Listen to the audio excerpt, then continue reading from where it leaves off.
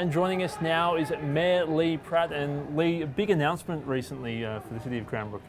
Yes, James, very exciting for Cranbrook. Rogers Hometown Hockey's coming February the 18th and 19th. Very exciting news for Cranbrook and the area. Yeah, so a two-day event, as you mentioned. Have any locations been finalised yet to where this is going to all take place?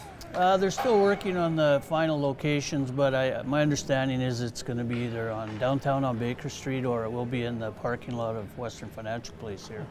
What kind of an impact do you think an event of this size, of this magnitude, is going to have for Cranbrook? Well, economically, it's going to be very huge.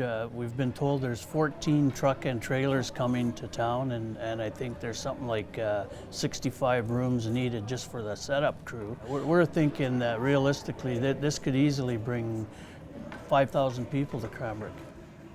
And of course, Cranbrook does have, for its size, a rich hockey history. Is this kind of a chance to really celebrate that? Oh, absolutely. Cranbrook, I mean, I'm from Cranbrook originally, so I can remember all the way back to the East Kootenay Rams, the Cranbrook Selkirks, and then of course there was the Cranbrook Colts and the Cranbrook Royals, and since then we've had now the Kootenay Ice, and we've got a lot of professional hockey players from Cranbrook. I think at one time I read per capita we had more professional hockey players from here than anywhere. And it's really going to put the spotlight on Cranbrook, the big audience tuning in for the event.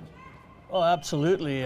National broadcast. I mean, I know that we've heard the numbers in excess of 800,000 to 1 million viewers, just to showcase our city and the area around it, and of course the history of Cranbrook hockey itself. And not to be forgotten in all of this, it's going to be a busy winter because we've got the Pinties Tour Challenge coming up on November 8th to 13th. Yeah, that's really good. And my hat's off to our leisure services crew and Paul Haywood, our manager of events. I mean, they've done a great job. And then to be followed up in February with the Rogers Hometown Hockey. I mean, this is great news for Cranbrook, economic driver.